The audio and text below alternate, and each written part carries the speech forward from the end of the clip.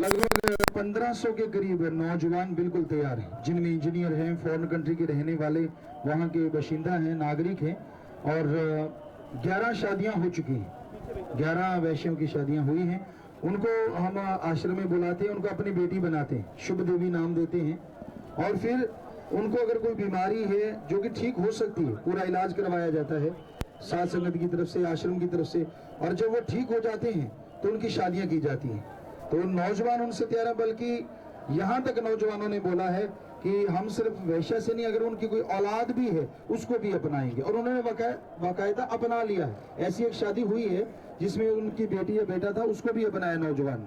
ये अपने आप में बेमिसाल। और उनका नाम शुभ देवी रखा। और जिस भी घर में गई, भगवान की ऐसी कृपा हुई, वो घर आगे से चौगुनी तरक्की कर रहा है। तो इसलिए लोग और उत्साहित हो रहे हैं कि क्यों ना हम भी इस मामले में आगे आए। और लगभग महीने में 2-4 नौजवान आते ही जा रहे हैं। कई बार तो 10-15 भी नौजवान महीने में आ जाते हैं। हमने भक्त योद्धा, उनका नाम रखा भक्त योद्धा, कि नौजवान कोई, और वो भी पढ़ा लिखा, वेल एजुकेटेड, अच्छे पैसे कमाने वाला, शादी करवाए। और उनसे जिन्हें लोग वैश्या कहते हैं, ये योद्धा नहीं तो और क्या है। लोग जरा सी बात पे शक कर लेते हैं, क्योंकि पुरुष प्रधान समाज है। कोई गुड़िया ने, किसी बेटी ने, उनकी पत्नी ने थोड़ा इधर उधर देख लिया तो शक करते हैं, तूने उधर क्यों देखा, इधर क्यों देखा। क्या वो भक्त योद्धा नहीं है जो वैश्या से शादी करवाते, जिन्हें ये जानते हैं कि वो कैसी। तो ये अपने आप में बेमिसाल है। सो ये मुहिम चली हुई है और बड़े जोर शोर से चल रही है। गुरुजी, ऐसा क्या है कि आप एक इशारा करते हो और लाखों लोग तैयार हो जाते हैं, ऐसा क्या है? ये प्रभु की कृपा है, हमारे में ऐसा कुछ भी नहीं।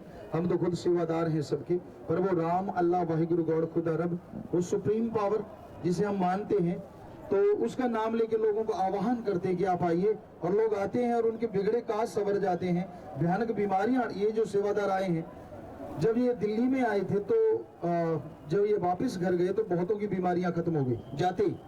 आप मानेंगे नहीं, एड्स जैसी बीमारी खत्म हो जाना, जो अपने आप में बेमिसाल है। उनके पास कागजात है, रिपोर्ट है, जिसमें दिखाया बिल्कुल साफ है कि एड्स है उसको। और जब यहाँ से जाके चेक करवाया तो वो चीज नहीं थी। तो ये राम जाने वो क्या माया है उसकी। तो जो लोग सेवा करते हैं, ऐसे भगवान उन पे कृपा करते, तो इसलिए लोग एक ही आह्वान पे, एक आवाज पे दौड़े चले आते हैं। गुरुजी, एक जो 70 कार्य है वो सारे के सारे ऐसे कार्य हैं जो आम आदमी नहीं कर सकता। उनमें से शरीर दान करना और मरणोपरांत आंखें दान करना, क्योंकि बहुत सारी जो मिथ है, बहुत सारी जो धारणाएं हैं वो समाज में ऐसी हैं। तो उसके बारे में आप क्या कहना चाहेंगे, कितने लोग तैयार हैं? और जो सबसे बड़ी बात जो नोट करने वाली बात है कि पता चला आपके इंफॉर्मेशन सोर्सेज से कि 52,000 के करीब लोग गुर्दा देने को तैयार हैं। जी जी बिल्कुल। आश्रम में जो मुहिम चल रही है, 70 कार्य हैं, उनमें जो नेत्रदान करने वाले हैं उन्होंने 99,958 हो चुके हैं। 99,958 लोग जिन्होंने फार्म भर दिए बाकायदा, और 100% उस पर अमल करते हैं। मरने के बाद वो आंखें देंगे ही देंगे।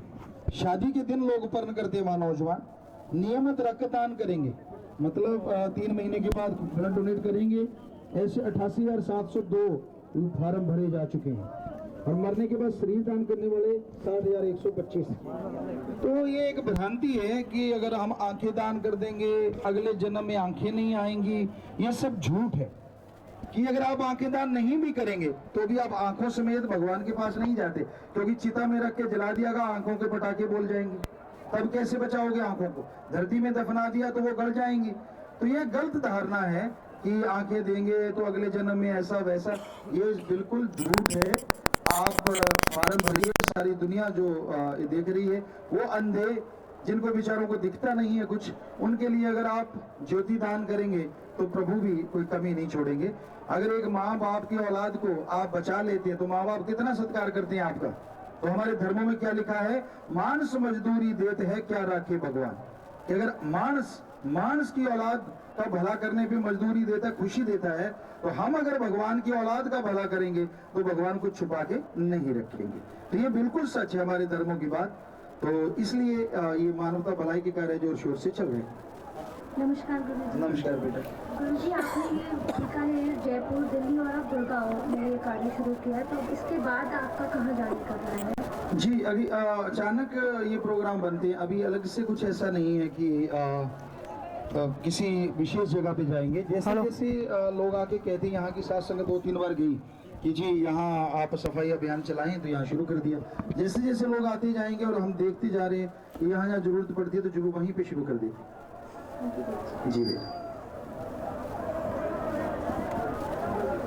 गुरु जी, आपके नजरिए के अनुसार समाज में किस किस तरह की सफाई होनी जरूरी है? जैसे हमने ये कार्य चलाए हैं, आपको जैसे बोला कि उसमें सफाई तो बहुत तरह की जरूरी है। सबसे पहले हमें जो लग रहा है कि भ्रूण हत्या हो रही है, बेटियों को मारा जा रहा है, खास करके नॉर्थ साइड में, तो ये बहुत महाबीमारी है। हर कोई सोचता है हमारे बेटा हो बेटी ना हो, और हमारे नजरिए में ये टोटली गलत है। धर्मों के अनुसार भी बिल्कुल गलत है। माँ को धर्मों ने बहुत बड़ा रुतबा दिया है। कोई अवतार पैदा हुआ, राजा महाराजा पैदा हुआ, माँ पैदा किया, और जो उस बेटी को मारते उनको जन्म किसने दिया? क्या वो माँ के गर्भ में नहीं रहे?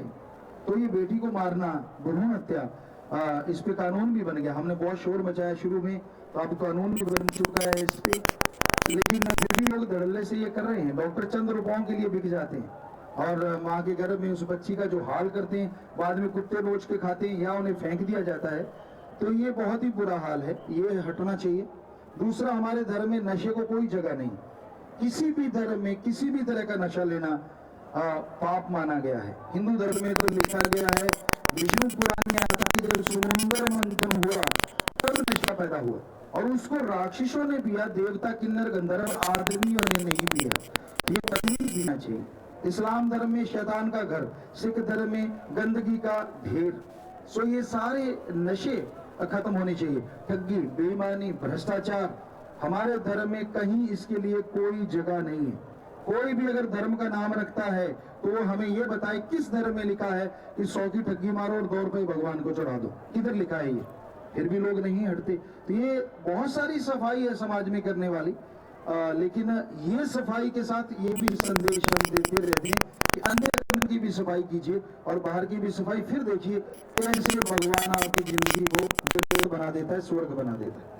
तरह तरह की बीमारियां जैसे कि swine flu, mad cow disease, bird flu जानवरों को खाने के लिए, पालने के लिए पनप रही हैं। इसके अलावा HIV जो है चिंपैंजी से वैशीपन करने की वजह से आया है। कल की खबर है गुरुजी की 20% सुअर जो है भारत में जैपनीज एन्सेफेलाइटिस के कैरियर हैं, तो इसके बारे में आपकी क्या प्रतिक्रिया है? मांसाहार, जहाँ तक हम शुरू में कहा करते थे आज से 20-30 साल पहले कि भाई मांसाहार जो है ये गलत है, क्योंकि आदि मानव शाकाहारी थे। आप सब पढ़े लिखे यहाँ खड़े हैं, आपको भी पढ़ाया गया, हम भी पढ़े, नॉन मेडिकल के स्टूडेंट रहे, हमें ये सिखाया गया कि नहीं, जो आदि मानव थे वो मांसाहारी थे। हमारे धर्म कह रहे नहीं, वो शाकाहारी थे।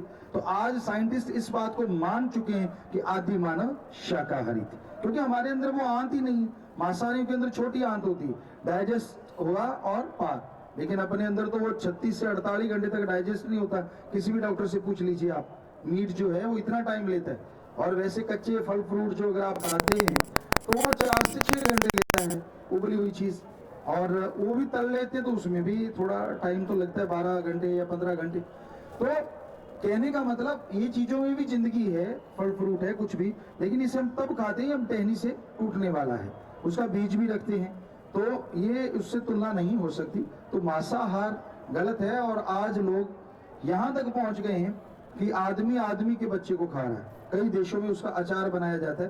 5 महीने का भ्रूण माँ अपने गर्भ से निकलवाती है, 80,000 रुपया मिलता है, उसका सूप बनाते हैं, उसका अचार बनता है, उसका मीट लोग खाते हैं। और तुर्रा ये है कि इसमें ताकत बड़ी होती है। चाइना साइड कई देशों में ऐसा हो चुका है और हो रहा है लगातार।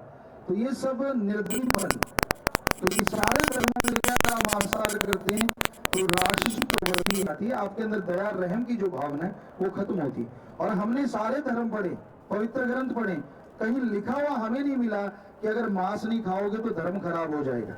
अगर किसी की जानकारी में हो, कोई भी धर्म का नुमाइंदा, कोई भी सज्जन हमें जरूर लिख के भेजे कि किस धर्म में लिखा है कि 100% मांस खाना ही पड़ेगा, नहीं खाओगे तो धर्म खराब हो जाएगा। हमें ये जरूर बताइए किस धर्म में ऐसा लिखा हुआ, क्योंकि हमने जो पवित्र ग्रंथ पढ़े हैं, पवित्र वेद, शास्त्र, गीता, रामायण, महाभारत, एक वैज्ञानिक दृष्टिकोण से पढ़े, ये हिंदू धर्म के और भी पवित्र ग्रंथ पढ़े, इस्लाम धर्म की पवित्र कुरान शरीफ पढ़ी, और सिख धर्म की पवित्र गुरबाणी, ईसाई धर्म की पवित्र बाइबल, और शेख फरीद, नामदेव, कबीर जी, रविदास, धन्ना भगत, बहुत सारे संतों की बाणी। हमें नहीं लगा किसी ने ये लिखा था कि भाई जरूरी है, तो अगर हो ऐसा लिखा तो हमें जरूर बताइए, हम भी पढ़ें। कहाँ लिखा है हमारे संतों ने, पीर पैगंबरों ने, ऋषि मुनियों ने कि ये खाना चाहिए? ये भी एक गलत है, इससे बहुत सारी बीमारियां होती।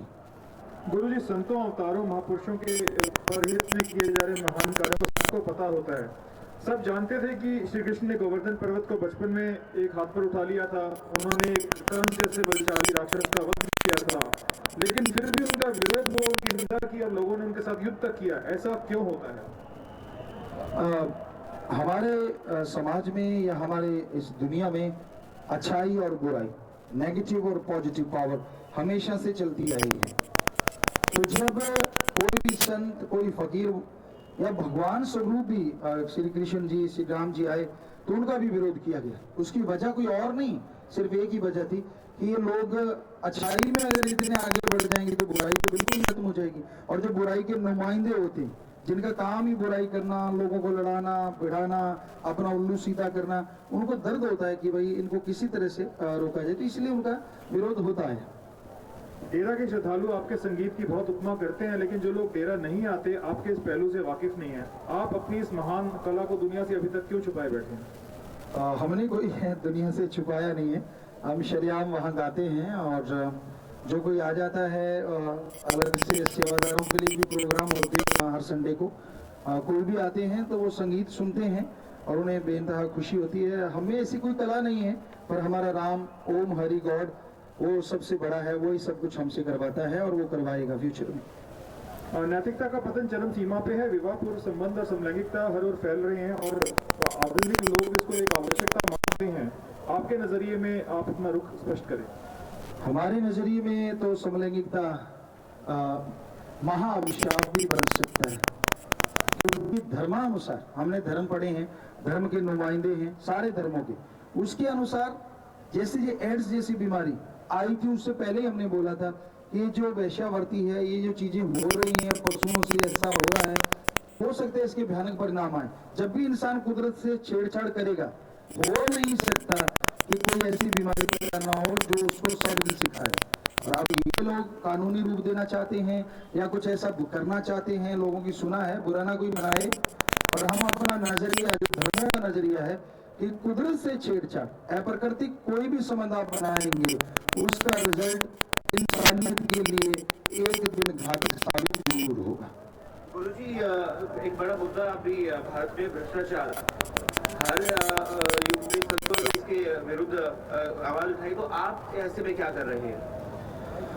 हमने वहाँ आश्रम में भी ये फार्म भरवा रहे हैं लोगों से, कसम दिला के, उनके अपने हस्ताक्षर करवा के, और अब तक रिश्वत जो नहीं लेते अधिकारीगण ऐसे अपने स्वेच्छा से वहां आते हैं। जैसे जयपुर में सफाई अभियान चला तो बहुत सारे अधिकारी वहां पे आए, कसम खाई, फार्म भरे। अब तक लगभग 1000 के करीब लोग ऐसे आ चुके हैं जो फार्म भरने को तैयार है। 737 या 700 कुछ 57 लोगों ने फार्म भर दिए हैं और हजारों लोग आ रहे हैं कि गुरुजी हम फार्म भरेंगे कि कभी जिंदगी में रिश्वत नहीं लेंगे।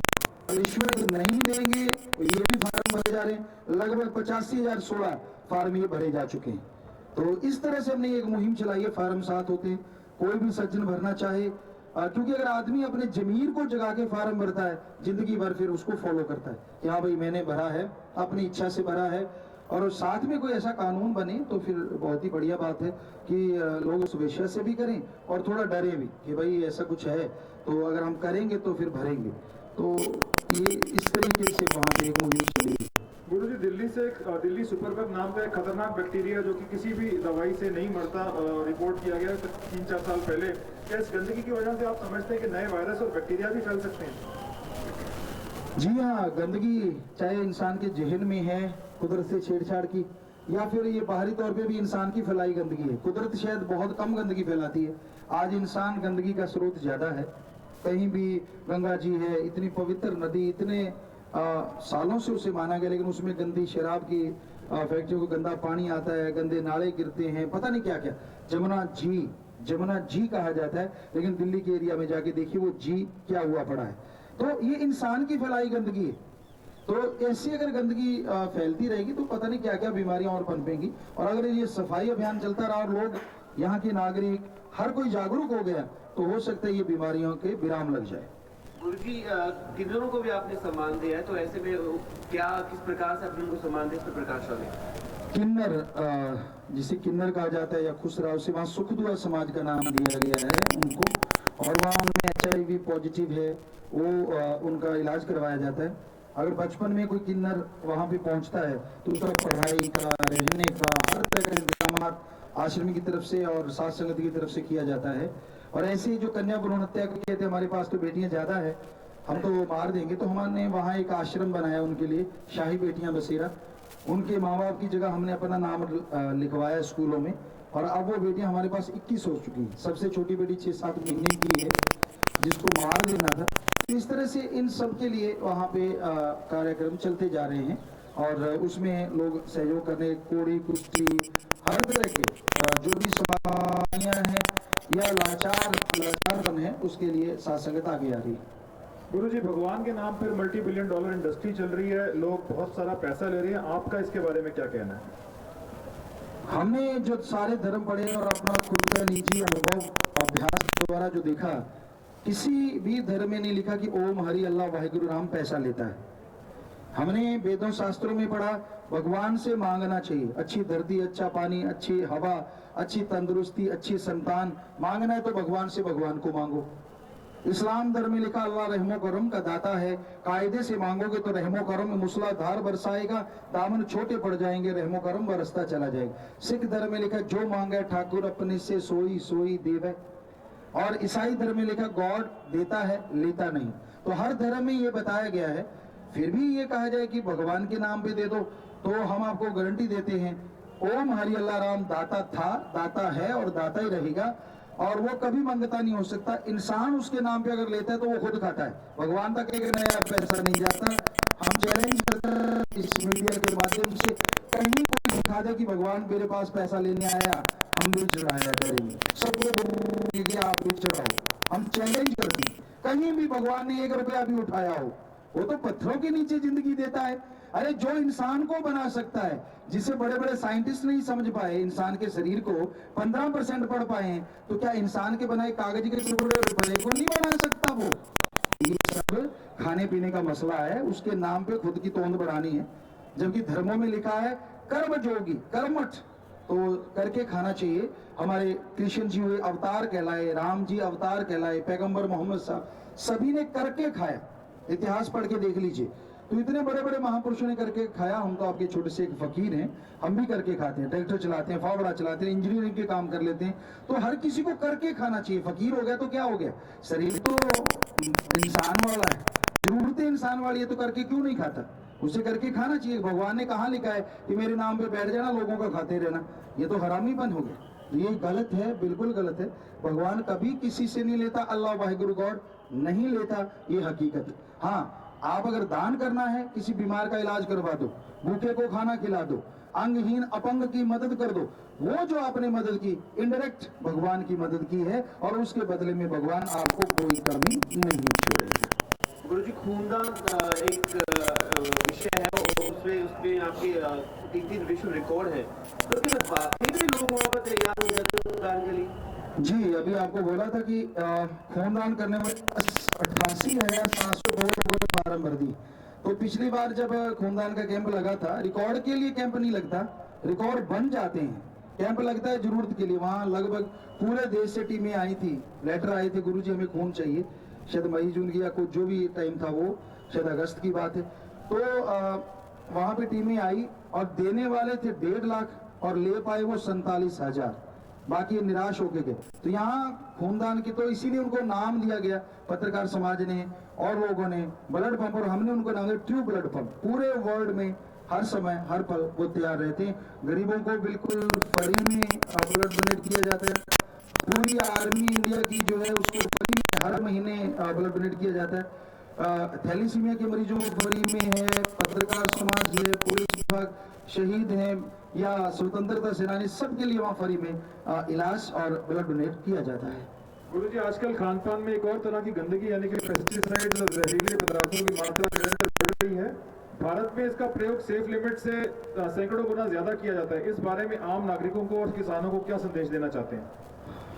वैसे ऑर्गेनिक खेती जिसका कि आजकल रेट भी ज़्यादा है, थोड़ी मेहनत तो करनी पड़ती है, 1-2 साल फसल भी कम होती है, क्योंकि हमने तजर्बा किया आश्रम में, वहाँ ऑर्गेनिक खेती बहुत होती है, तो उससे ये सारी बीमारियां बहुत सारी खत्म हो सकती हैं। जितनी सब्जियां चमकदार ज़्यादा होती हैं उनमें पॉलिश की जाती है, क्योंकि हम जिम्मेदारा बहुत करते रहे, और अगर वो उसमें ख़राब नहीं है और अच्छी चमक दमक वाली हैं तो उसमें किस्म अलग नहीं है, बल्कि उस पर ज़्यादा कीटनाशक का प्रयोग किया गया है, तो थोड़ी मेहनत ज़्यादा करनी पड़ती है जो ऑर्गेनिक है।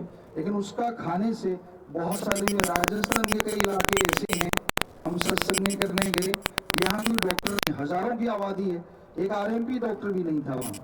हमने कहा ये कैसे, कहते गुरु जी कोई बीमार होता ही नहीं, बरानी खाते मतलब ऑर्गेनिक खाते हैं, और वाकई में ये देखा गया कि वो हकीकत है।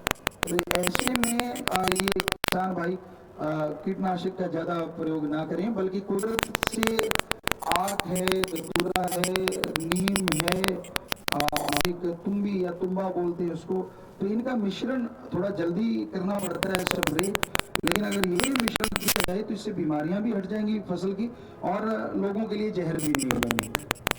बाकी लोग अपने निजी फायदे के लिए करते हैं। अगर कीटनाशक भी प्रयोग में लाते हैं, आप नहीं बाज आते, नहीं हटते, तो कम से कम वो तो जरूर याद रखें कि 3-4 दिन बाद सब्जी को तोड़ना चाहिए। आप आज कीटनाशक किया, कल को सब्जी तोड़ देते, खाने वाला मरे मरे कुछ भी हो उसको, तो ये जहर समाज में जा रहा है। पशुओं के द्वारा दूध भी बहुत तरह से बनाया जा रहा है, लोग सुनने में आया, बच्चों ने हमें बताया कि ऐसा दिखाया गया है कि यूरिया से या एसिड से या इन चीज़ों से बनता, तो ये आदमी बचेगा कैसे? गुरु जी, डेरा सच्चा सौदा द्वारा जो 70 तरह के कार्य किए जा रहे हैं बहुत ही सराहनीय है, और मैं यहाँ पे ये पूछना चाह रहा हूँ कि जो साथ संगत के जो बच्चे हैं उनकी शिक्षा और खेलकूद के लिए डेरा सच्चा सौदा क्या कर रहा है? जी, जगह जगह पे कॉन्वेंट स्कूल भी खोले गए हैं, इंटरनेशनल स्कूल भी हैं। यहाँ जो गरीब हैं उन बच्चों को फ्री में पढ़ाया जाता है, और स्पोर्ट्स स्कूल हैं वो, वहाँ योगा के द्वारा बच्चों को ट्रेनिंग की जाती है। और आप ये सुन के हैरान हो जाएंगे कि वहाँ के बच्चे 2 बार वर्ल्ड कप जीत के लाए हैं, एक बार योगा में, एक बार थ्रो बॉल में, और सबसे हैरानी की बात ये थी विदाउट कोच, उनका कोई प्रोफेशनल कोच नहीं था, फिर भी वो जीत के 2 बार एशिया कप भी जीत के लाए रोलर स्केटिंग हॉकी में। तो वहाँ के बच्चे गोल्ड मेडल बहुत सारे ला रहे हैं। तो ये अपने आप में एक बेमिसाल है कि हम अपने पुरातन तरीकों को अपनाएं तो शक्ति भी आती है, और इंसान तरक्की करता है, और हमें माँ बाप का नाम रोशन करता है, खुशियाँ भी आती हैं। कौन से पुरातन तरीके का इशारा कर रहे हैं? योगा है और मेथड ऑफ मेडिटेशन। सबसे बड़ी चीज जो हमारे धर्म में हमारी ध्यान, एकाग्र लाना, अपने आप को एकाग्रता लाना और विल पावर को बढ़ाना। नेचुरल साइंस के अंदर अब मान चुका है ये बात, अगर आप विल पावर चाहते हैं, आत्मविश्वास चाहते हैं, तो आप मेडिटेशन कीजिए। मेडिटेशन से ही आपका बल जागेगा। आयुर्वेदा, नेचुरोपैथी, होम्योपैथी, एलोपैथी, किसी पद्धति में ऐसी कोई टॉनिक नहीं है जिसको लेने से विल पावर बढ़े, आत्मबल बढ़े। वो हमारे धर्म में लिखा, राम का नाम, गॉड, अल्लाह, वाहिगुरु, ईश्वर का नाम, गुरु मंत्र, जो गुरु ने जाप किया हो शब्द का, वही शब्द जब शिष्य उसका जाप करे उसे कहते हैं गुरु मंत्र। तो हिंदू धर्म में हमारे बताया, इस्लाम धर्म में कलमा, सिख धर्म में नाम शब्द, और इसे इंग्लिश में द गॉड्स वर्ड या मेथड ऑफ मेडिटेशन। तो वो ध्यान की विधि को अपनाएं, साथ में योगा करें, और खुराक में दूध है, घी है। अब तो डॉक्टर भी मान चुके हैं कि ये सबसे सेफ है और सबसे बढ़िया है। घी खा के खुराटे मारोगे तो गड़बड़ है।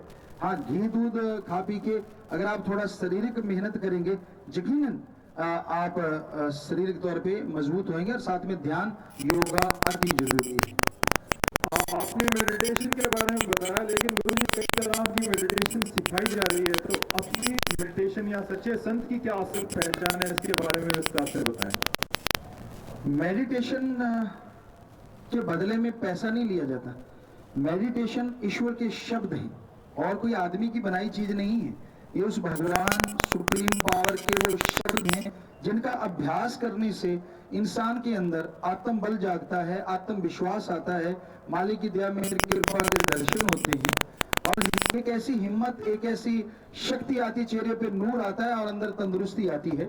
और संत जो होता है गुरु कहीं, गुरु का मतलब अंधकार और रूप का मतलब प्रकाश, दोनों को जोड़ने से जो अज्ञानता रूपी अंधकार में ज्ञान रूपी दीपक जला दे वो सच्चा गुरु है।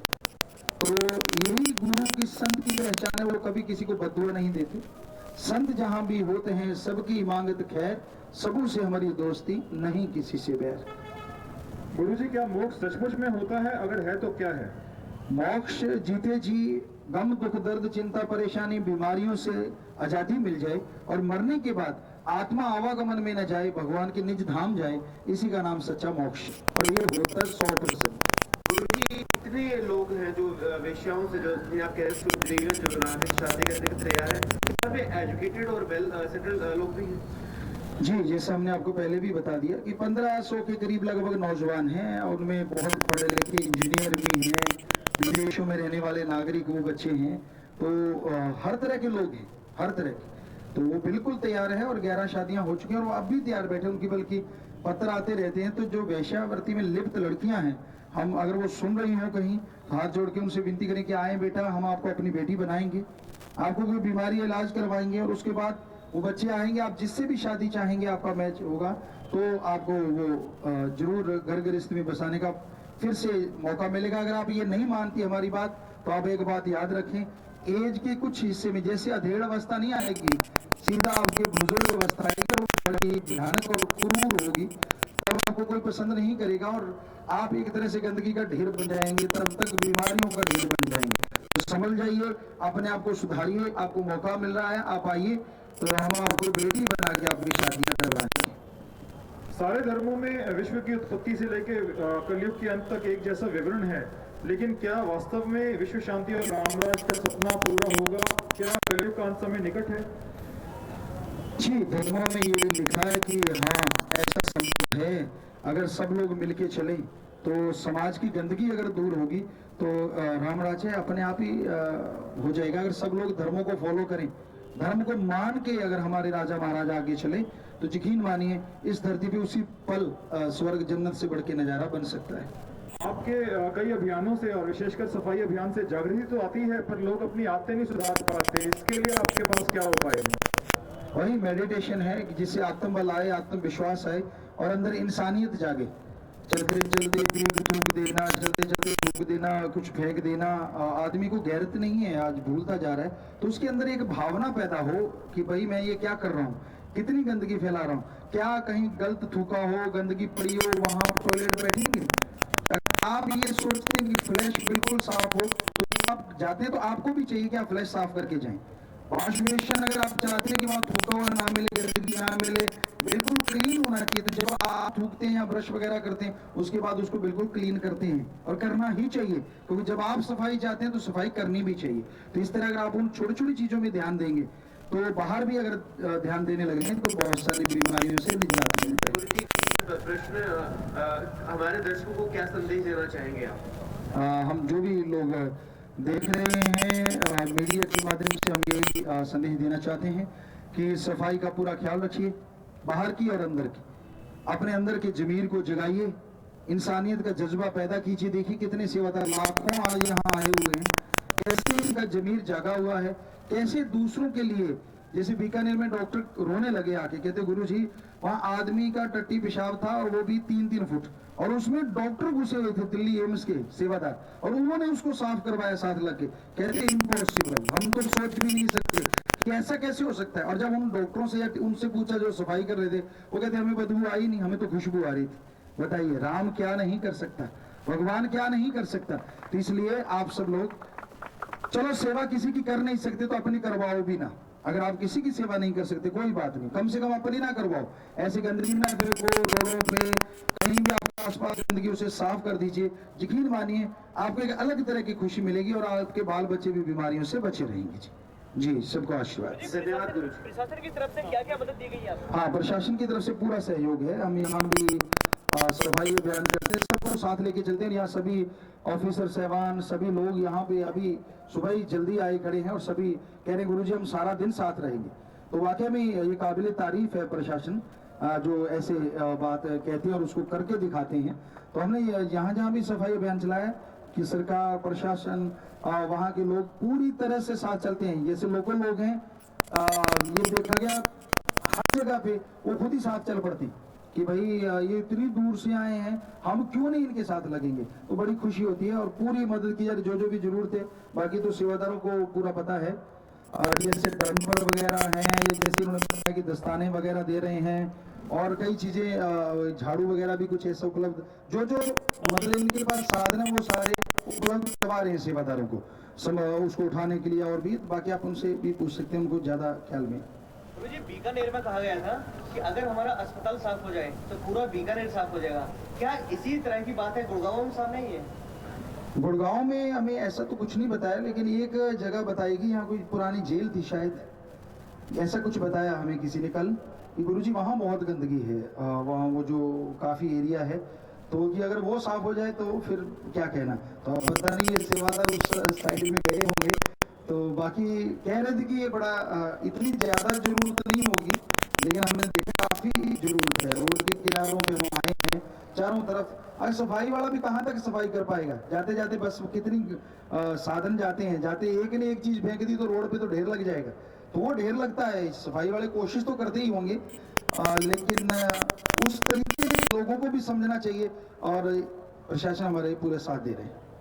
धन्यवाद जी, आशीर्वाद जी, आशीर्वाद सबको। और सेवादार लगे रहे, आप खड़े ना बेटा, जो सेवादार आप चल के आए हैं बढ़िया तरह से सफाई करो। देखो कई सेवादार कटिंग भी कर रहे थे, अभी हमने देखा पेड़ पौधों की, जो कि कोई भी टहनी आती है रास्ते में चलते राहगीर को उससे चोट लग सकती है, या कोई बाइक सवार है उसके लग सकती है, तो टहनियां भी आपने काटनी है।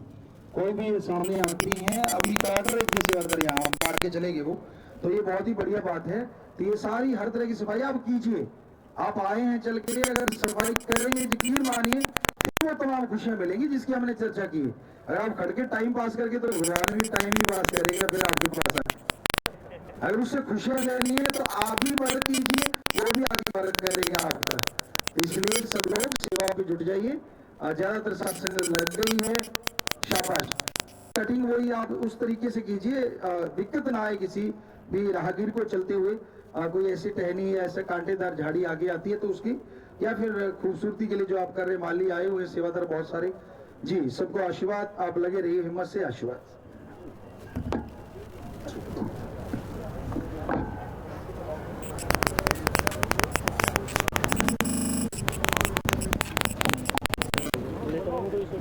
तो ये अभियान जो है ये शुरू हो चुका है और लोग जो है